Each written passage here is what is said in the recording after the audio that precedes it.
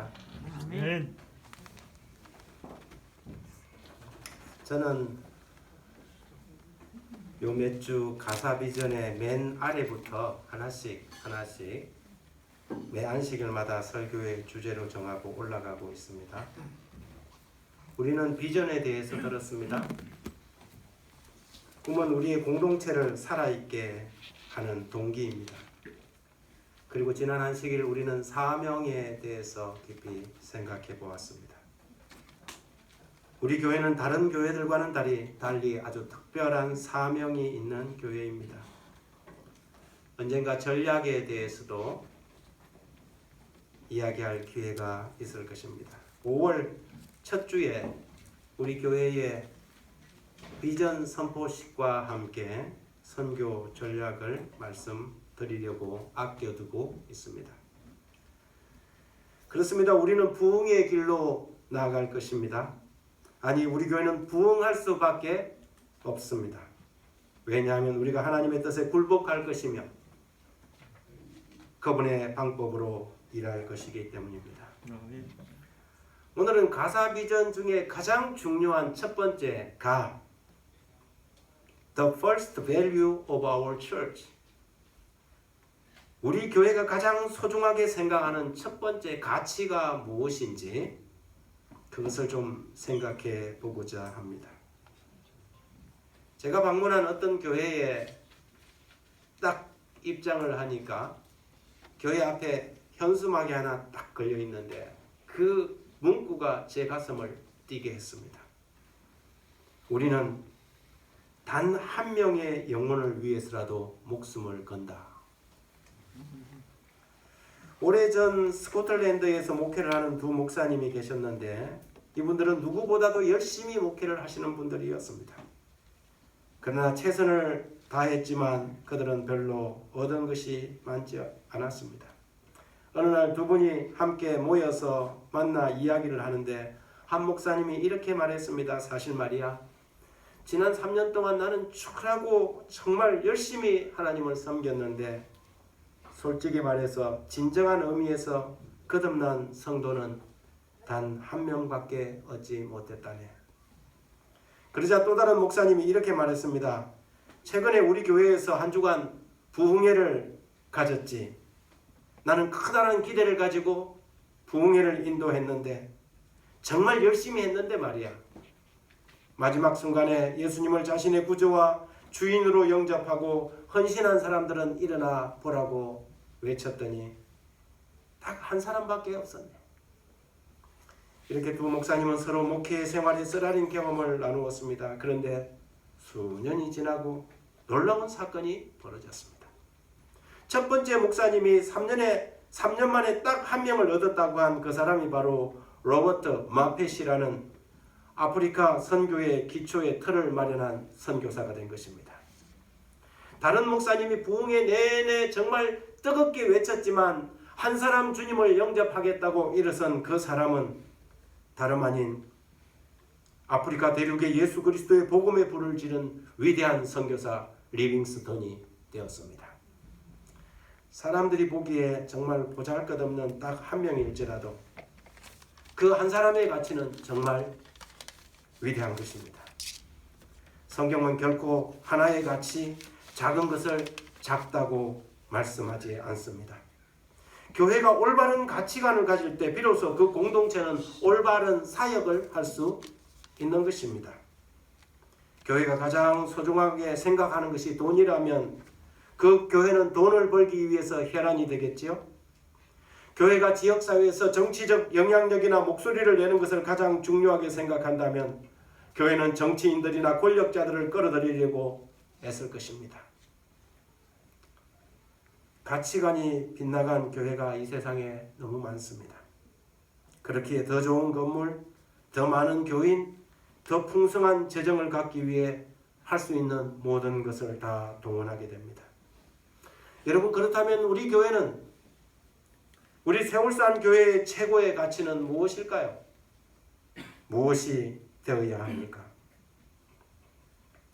여러분은 무엇을 할 때 가장 기쁘십니까? 무엇을 할 때 얼굴에 미소가 지어지고 행복하십니까? 여러분을 기쁘게 하는 요인은 과연 무엇입니까? 하나님은 언제 가장 기뻐하실까요? 하나님은 언제 웃으시고 하나님은 언제 우실까요? 성경에 예수님께서 우셨다는 기록이 딱 3번 나옵니다. 한 번은 나사로의 무덤 앞에서, 또 한 번은 나귀를 타시고 예루살렘에 입성하기 전에 예루살렘 도성을 감람산에서 바라보시고, 또 한 번은 겟세마네 동산에서 우셨다고 성경을 기록합니다. 요한복음 11장 35절 예수께서 눈물을 흘리시더라. 누가복음 19장 41절 가까이 오사 성을 보시고 우시며, 히브리 5장 7절 그는 육체에 계실 때 자기를 죽음에서 능히 구원하실 이에게 심한 통곡과 눈물로 간구와 소원을 올렸고 라고 기록합니다.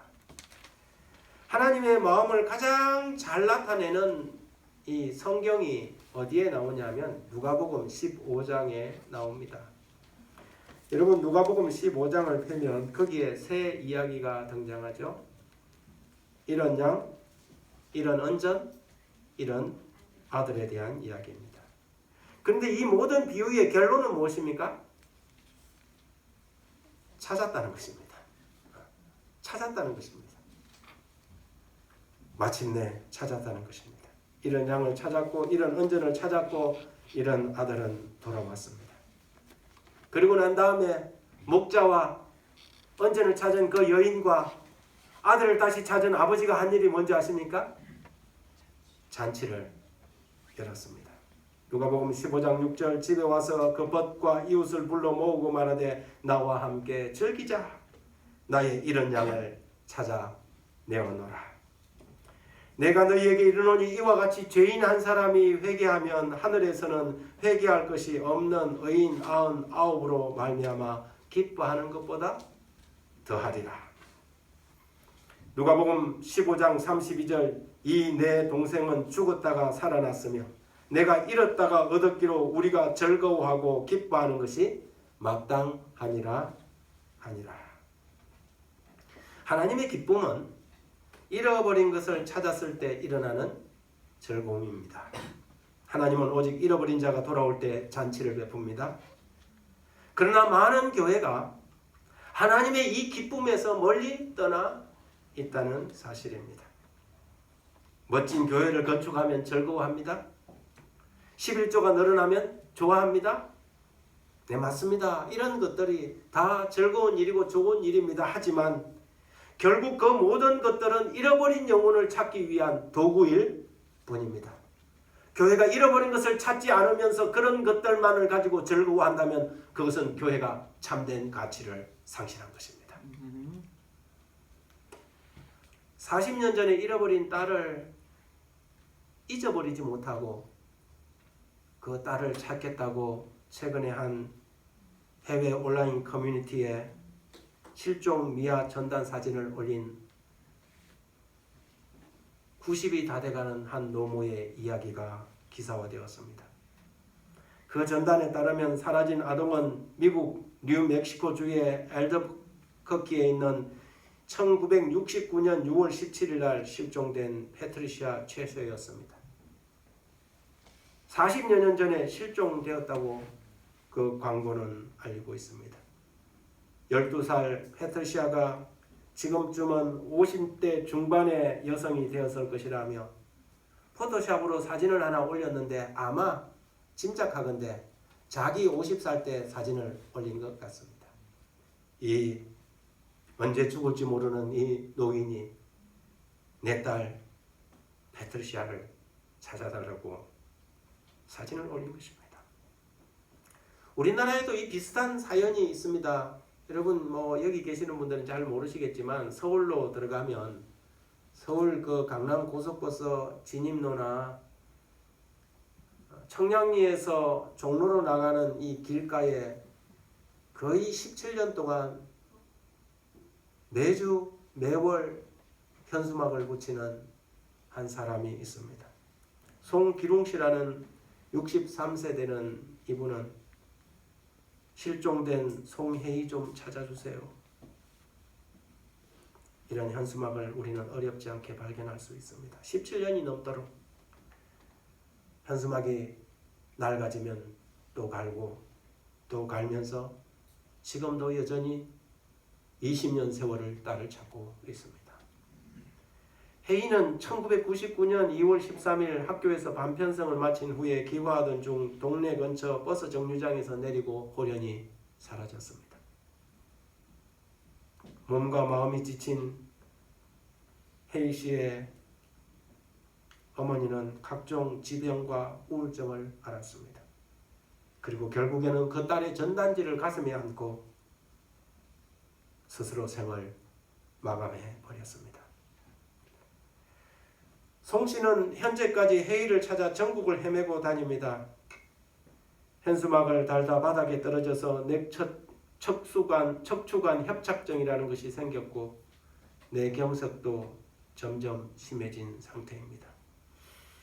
직장을 관두고 기초생활수급자가 되었지만 지원금의 대부분을 전단지를 만들고 현수막을 제작하는 데 사용하고 있습니다. 사람들은 말합니다. 당신 딸은 이미 죽었으니 이제 당신이라도 살아야 할 것이 아니냐? 포기하라고 말합니다. 그런데 그는 포기할 수가 없었습니다. 밥을 먹어도 잠을 자도 자는 것 같지 않고 먹는 것 같지 않는 것이 아버지의 마음이었습니다. 여러분, 이것이 부모의 마음입니다. 세월이 20년이 지났지만 먼저 보낸 아내를 따라가고 싶었지만 혹시 딸이 살아 돌아올지 모른다는 기대감 때문에 그는 딸을 찾는 일을 포기할 수 없었습니다. 여러분, 이것이 하늘 아버지의 마음입니다. 잠들 수 없는 부심. 그래서 하늘을 버리고 이 땅에 찾아오신 예수님의 성육신은 죄인의 몸을 입고 오신 임마누엘의 하나님은 바로 그 아버지의 마음을 우리에게 말해주는 것입니다. 잃어버린 영혼에 대한 하나님의 열정을 우리는 이 짧은 구절에서 발견합니다. 누가복음 15장 4절에 너희 중에 어떤 사람이 양 100마리가 있는데 그 중에 하나를 잃으면 99마리를 들에 두고 그 잃은 것을 찾아내기까지 찾아다니지 아니하겠느냐. 언제까지 찾는다고요? 찾아내기까지.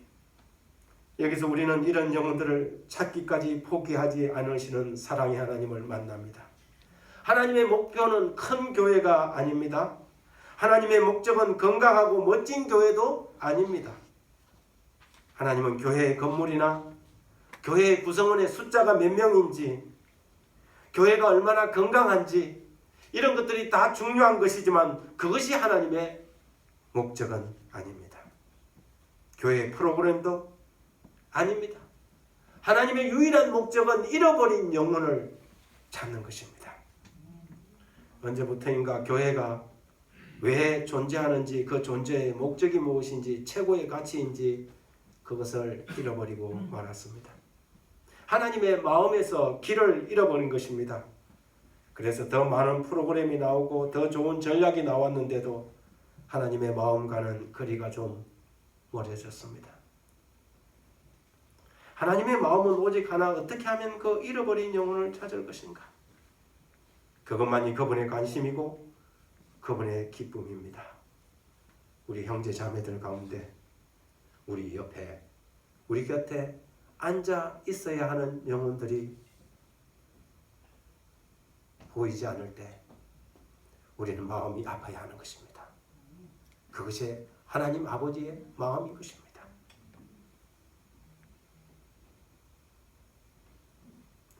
잃어버린 한 영혼의 가치, 그분은 잃어버린 영혼을 찾기 위해 하늘을 투자했고 독생자를 주셨습니다. 교회는 과연 어떤 곳이 되어야 할까요? 교회는 무엇을 위해서 존재하고 무엇을 위해서 일해야 하는 것일까요? 그것은 바로 하나님의 마음을 실천하는 것입니다.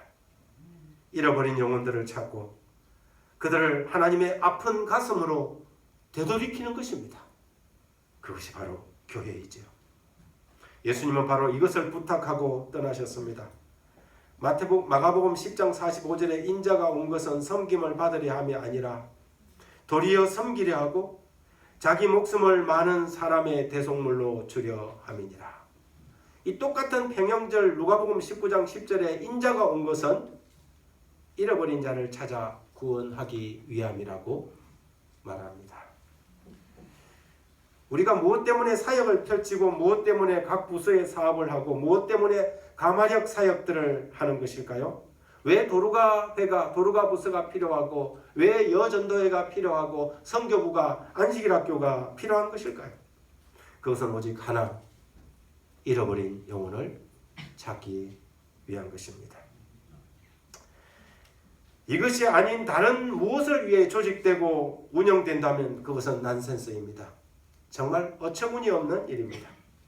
어떤 사람들의 말처럼 만일 교회가 그렇다면 교회가 교회 놀이하고 있는 것에 불과한 것이지요. 마지막 이런 아들의 비유에서 우리는 그날의 기쁨을 찾지 못한 한 인물을 발견합니다. 그것은 바로 집에 남아있던 큰 아들이었습니다. 그는 아버지를 떠나본 적도 없었고 그날도 밭에서 열심히 일하다가 돌아오는 중이었습니다. 집에 와보니까 집안에서 풍악 소리가 들리고 있었습니다. 궁금해서 종을 불러서 도대체 집에 무슨 일이 벌어졌느냐? 그때 종이 당신의 동생이 돌아왔음에 당신의 아버지가 건강한 그를 다시 맞아들이게 됨으로 인하여 살찐 송아지를 잡았나이다. 그때 큰아들의 반응은 그 잔치가 벌어지는 아버지 집으로 들어가고 싶지 않았습니다. 그는 한 번도 아버지의 마음을 섭섭하게 해본 적도 없는 정말 모범생 아들이었습니다. 이 큰아들은 나쁜 아들이 아니었습니다. 근검전략하는 아들이었고 아버지를 도와서 가산을 불린 아들이었습니다. 그런데 이 비유 가운데 가장 불행한 인물은 그런 큰아들이었습니다.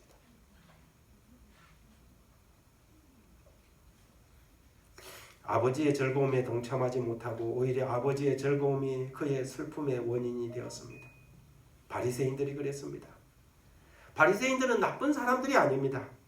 바리새인들은 11조도 잘 드리고 일주일에 2번씩 금식도 하고 안식일도 철저히 지키는 사람들이었습니다.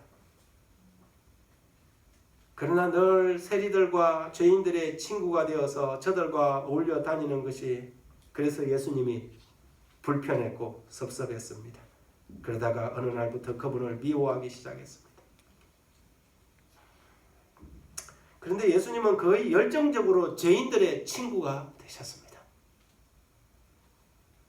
어쩌면 하나님은 신자들보다 잃어버린 영혼에 더 관심이 많은지 모릅니다. 성경도 분명히 내가 너희에게 이르노니 이와 같이 죄인 한 사람이 회개하면 하늘에서 회개할 것이 없는 의인 99으로 말미암아 기뻐하는 것보다 더하리라고 기록하고 있지 않습니까? 이것이 교회가, 이것이 신자들이 하나님께 섭섭해야 할 이유가 됩니까? 왜 창기와 함께 아버지의 재산을 삼켜버린 아들을 더 사랑하냐고 불평할 수 있겠습니까? 저 사람은 맨날 교회에서 문제만 만드는 사람인데 왜 하나님은 저 사람을 더 좋아하느냐고 그렇게 말할 수 있을까요? 하나님은요, 하나님의 열정은 말입니다. 잃어버린 영혼에 대한 열정입니다. 자식을 잃고 잠들 수 없는 그 아버지를 향해 왜 이제부터 당신 살 길을 찾지 않느냐고, 왜 헛된 일에 세월을 낭비하느냐고 우리는 그렇게 말할지 모릅니다. 그런데 아버지는 그렇지 않은 것입니다. 남들은 그렇게 말할 수 있지만 아버지는 그럴 수 없는 것이지요.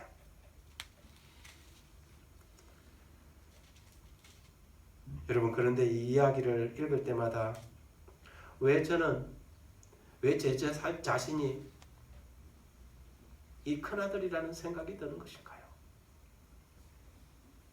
돌아온 아들에 대한 기쁨 때문에 견딜 수 없어 하는 그 아버지가 오히려 낯설고 말입니다. 이해할 수 없게 느껴지는 것이죠. 여러분 한번 가정 한번 해보십시다. 여러분이 형제인데, 아니 자매라도 좋습니다.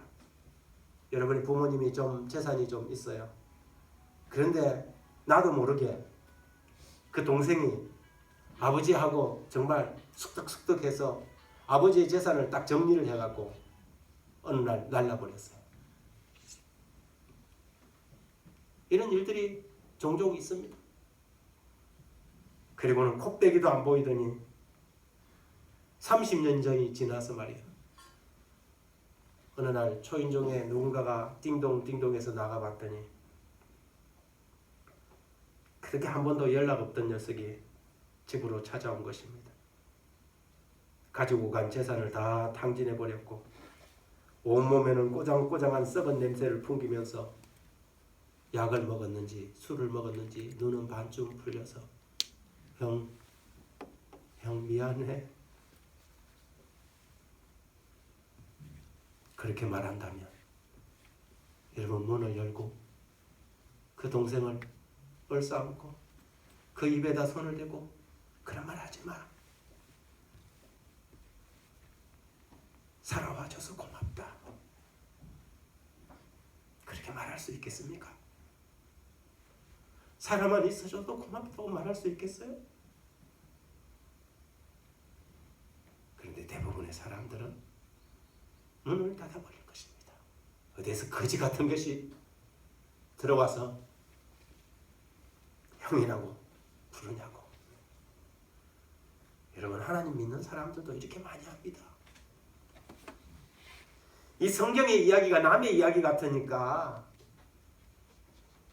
그렇게 말하지만 막상 우리 이야기가 되면, 우리의 현실의 이야기가 되면 내 동생이 아버지 재산 정리해갖고 팔아치우고 어디 도망가서 30년 후에 나타나면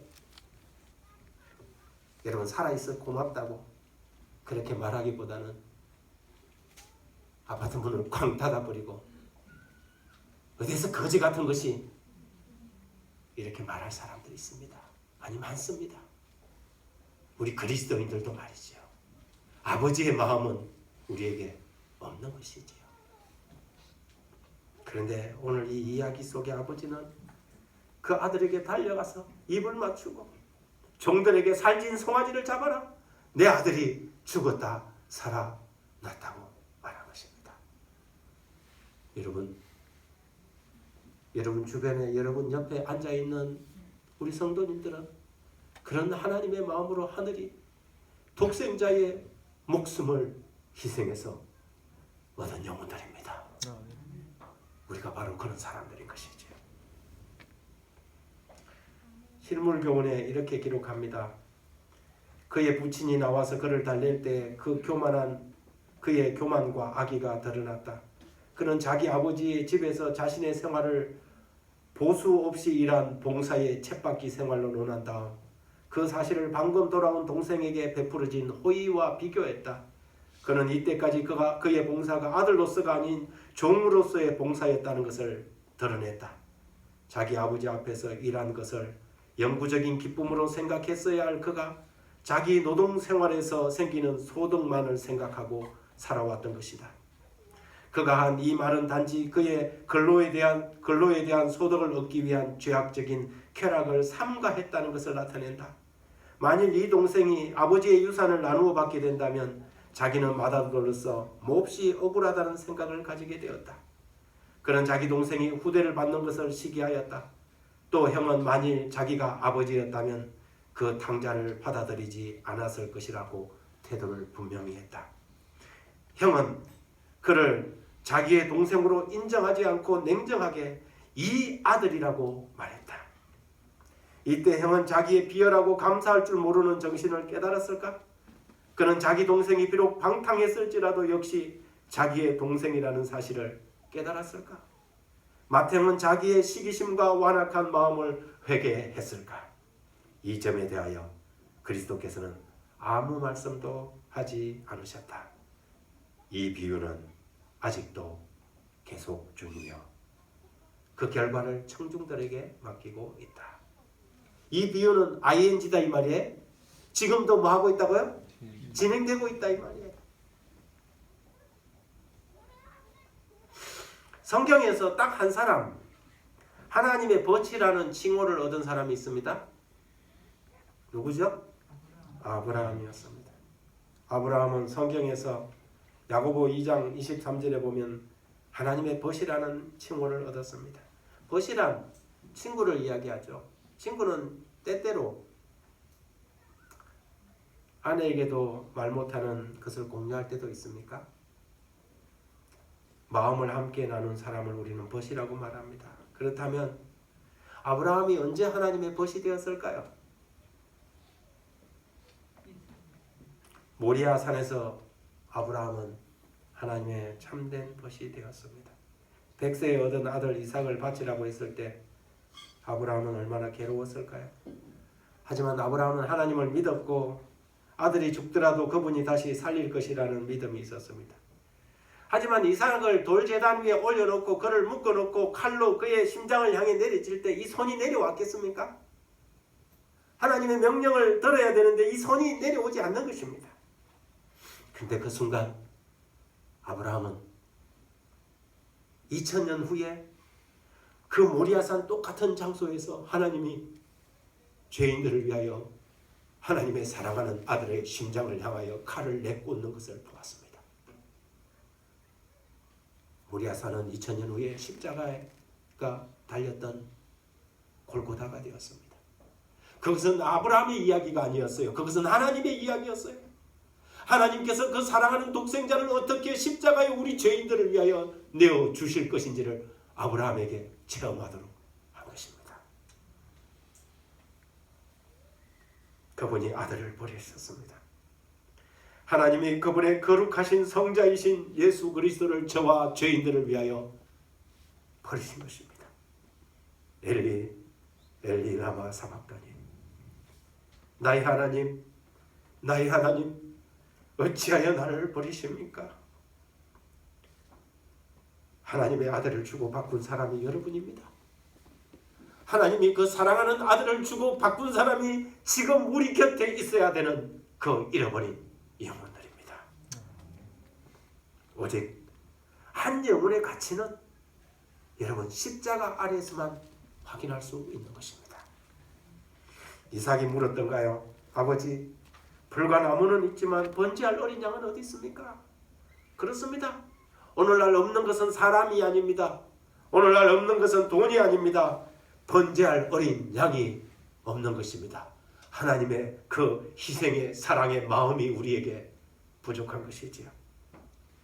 우리에게 잃어버린 영혼을 연민하고 애민하는 마음이 부족하지 않습니까?